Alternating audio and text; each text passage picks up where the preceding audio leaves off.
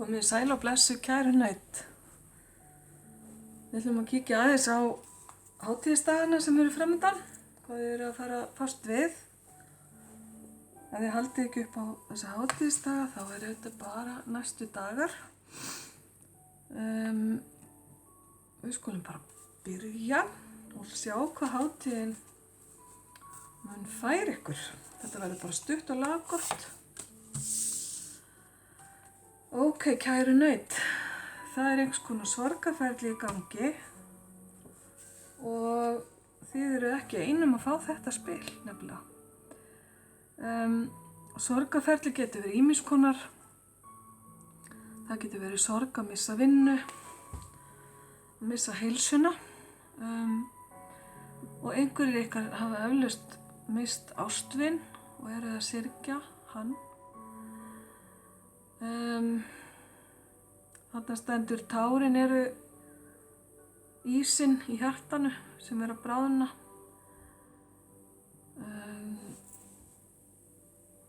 Það að takast á við sorg á svona hátíðum sem að eiga að vera gleðistundir getur að sjálfsögðu verið erfitt. Vonandi hafið þið einhvern með ykkur til að fara í gegnum þetta ferli og ef þetta er ástvinur sem þið hafið misst þá samhryggist ég ykkur með það og vona bara að góðar minningar geti yljað ykkur.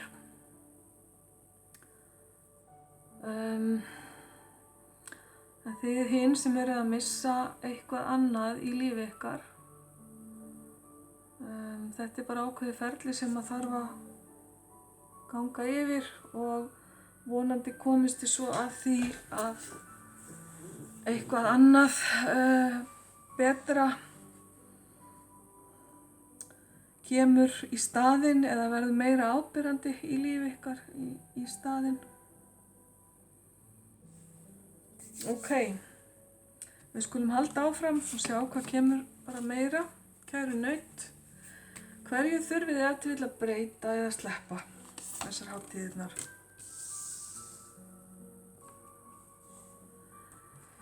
Já, þið eru ekki einum að fá þetta spil. Hér er talað varnir, það að verja sig. Kannski eru þið að umgangast fólk sem er svolítið að fylla ykkur af neikvæðri orku eða svolítið að soga úr ykkur kraftinn. Ef ykkur líður eins og sprungin blaðra eftir samskipti við einhverja einstaklinga þá þurfið þið að endurskoða það. Stundum varpar fólk bæði meðvitað og ómeðvitað neikvæðri orku yfir á aðra. Hérna í spilinu er verið að tala erkiengilinn Mikael, að það sé hægt að kalla á hann til aðstoðar, til að verja sig og hreinsa orkusviðið sitt. Það er mjög mikilvægt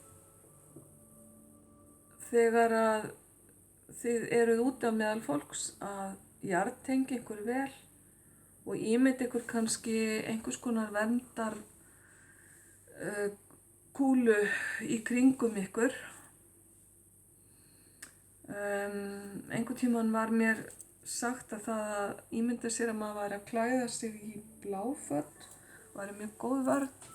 Margir hafa ýmsar leiðir til að verja orkusviðið sitt. Einn vinur minn sagði mér að hann gerði þetta aldrei, heldur reyndan bara að skína þeim mun skærar og hrinda þannig bara frá sér neikvæðu orkunni sem annars kæmist inn í orkusviðið hans. Mér finnst það líka bara mjög make sense, eins og maður segir. Þannig að þetta er eitthvað sem þið þurfið að breyta ef þið hafið ekki gert þetta áður og eruð ofgjörn á það að verða fyrir neikvæðum áhrifum frá öðrum eða taka inn á ykkur neikvæða líðan annara, þá þurfið þið að fara að stunda þetta svolítið, að verja ykkur. Og þetta getur alveg tengst inn á sorgina. Þetta getur verið erfiða tilfinningar líka sem að þið eru að díla við, þó sé ekki endilega sorg eins og ég talaði hana. Ég þekki fólk sem getur ekki horft á bíómyndir með neikvæðum formerkjum þar sem verið að drepa eða limlesta eða það sem eru svona erfiðar senur. Fólk er mjög viðkvæmt. Þannig að hafið vörnina uppi og þið finnið fljótt sjálf hvar þið þurfið á því að halda. Þá eru það samskiptin ykkar sem tengjast ef þið vill inn á þetta. Hvort það sé eitthvað þar sem þið þurfið að breyta eða laga þessar hátíðirnar.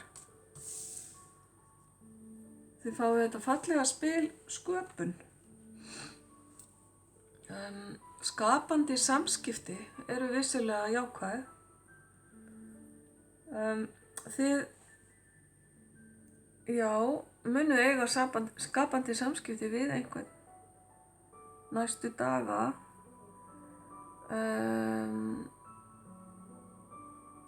Kannski eru þið að fara að gera eitthvað skemmtilegt með öðrum. Einhvers konar námskeið eða söngur eða tónlist. Það er svo margt sem að sköpunin felur í sér. Margir tjá sig með sköpun þó þeir tjái sig ekki mikið í orðum. Þá er hægt að nýta sköpunina til alls konar tjáningar. Og þetta verður einhver þáttur í ykkar samskiptum á næstunni. Það getur verið misjafnt eftir hverju og einu ykkar, kæru naut. Hvað sem það er, þá er þetta jákvætt. Og þetta verða jákvæð samskipti, gleðileg og gjöful. Sjáum svo hérna aðeins framhaldið. Hverju megið alls ekki gleyma, kæru naut, á þessum tíma? Það er jákvæðnin sem að þið megið ekki gleyma. Góðar fréttir heitir þetta spil. Þú hefur verið bænheyrður og góðar fréttir eru á leiðinni. Þetta er svo sannarlega gleðilegt, kæra naut. Alheimurinn vill að þú væntir þess að það verði jákvæð útkoma í lífið þínu. Þú getur efnisgert allt sem þú þráir með því að vera í samvinnu við alheiminn eða almættið. Nú er tími til að fagna. Svo sannarlega eru bæði jólin og áramótin tími til að fagna og kannski eru þið að halda upp á eitthvað í ykkar persónulega lífi, einhvers konar gleði varðandi fjölskylduna, útskrift eða flutningar eða það getur verið hvað sem er. Þannig að þetta er eitthvað sem að þið þurfið svolítið að halda í, jákvæðni og gleði og gleyma ekki svona í amstrinu sem að er kannski framundan hjá einhverjum ykkar. Þetta eru mjög jákvæð og falleg skilaboð. Hver verður dýrmætasta gjöfin ykkar? Annarkvort sem að þið gefið eða þiggið. Dýrmætasta gjöfin, þessi jólin. Vá, það er ekkert smá. Að uppgötva þitt sanna sjálf. Að fatta hver þú ert. Þetta er nú aldeilis flott gjöf.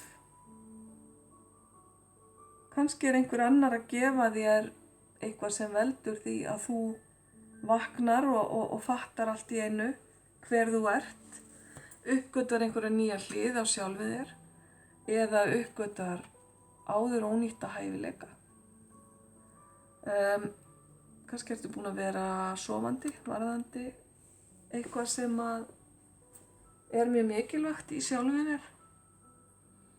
Þú getur verið að gefa öðrum þessa gjöf líka og þá er hinn sami alveg afskaplega glaður og þakklátur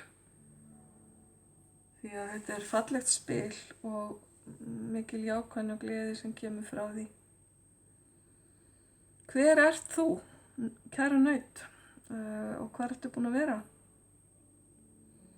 Þetta er tími fyrir sjálfskoðun og tími fyrir sköpun og það að tjá sig gegnum sköpun getur verið ein leið til að segja þetta er ég, svona ég. Og það má svo sannarlega fagna þessum fréttum, þessari gjöf. Frábært. Kæra naut, svo það óvænta elementið. Hvað mun koma ykkur á óvart?